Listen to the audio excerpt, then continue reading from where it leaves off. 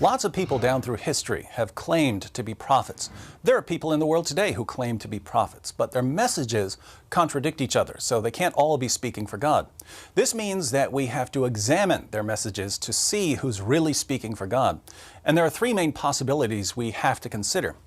First, the person might be getting revelations from his own mind. He might be deliberately inventing revelations, or he might be insane. But it's clear that some so-called revelations have a purely human origin.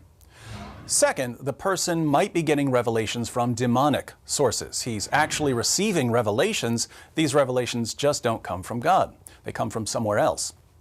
Third, someone who claims to be a prophet may genuinely be receiving revelations from God, in which case we should believe him. So it's important to examine Muhammad's claims in light of these three possibilities. Did his revelations come from his own mind? Did they come from demons? Did they come from God? Let's think about the evidence.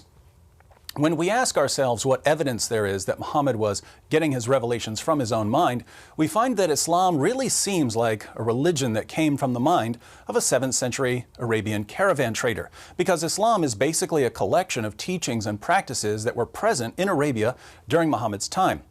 Jewish monotheism had spread into many communities in Arabia, along with biblical and non-biblical stories about Adam, Noah, Abraham, Moses, and David. Teachings about Jesus and Mary that were popular in certain Christian cults were being taught in Arabia. Things like Jesus speaking at birth, Jesus giving life to clay birds, Mary giving birth under a palm tree, and so on.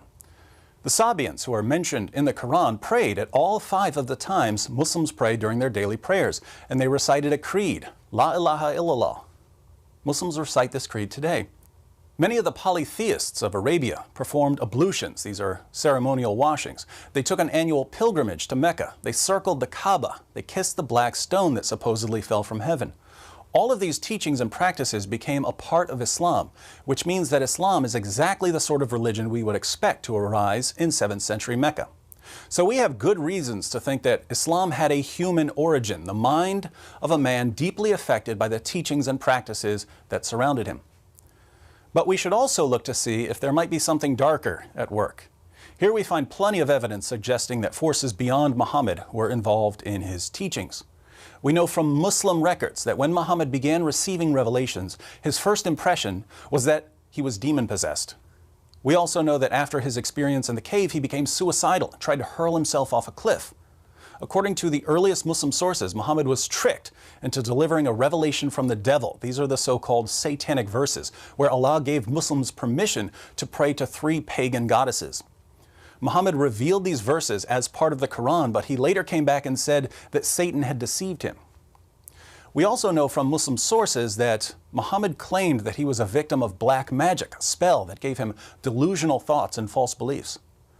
So Muhammad's first impression of his revelations was that he was demon-possessed. His revelations made him suicidal, and even Muslim sources claimed that he delivered a revelation from the devil and that he was a victim of black magic. It seems that we don't just have evidence that Muhammad's revelations had a human origin, we also have evidence of spiritual problems. The question now is whether there's any evidence that Muhammad's revelations came from God. Now, the Quran offers 2 main arguments for Muhammad's status as a prophet. The first is what I call the argument from literary excellence. The claim here, which we find over and over again in the Quran, is that the Quran is so wonderfully written, it must be from God. So Muhammad's main argument is that the poetry he was delivering was so wonderful, it could only come from God. There are 2 main problems with this argument. One, even if something is wonderfully written, so wonderfully written that it can't be imitated, this tells us absolutely nothing about whether it's from God.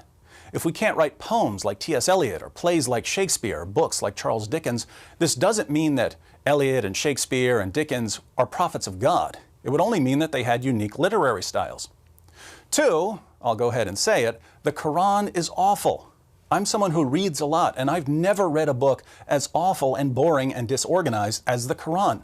I agree with the late philosopher Antony Flew, who said, "To read the Quran is a penance rather than a pleasure."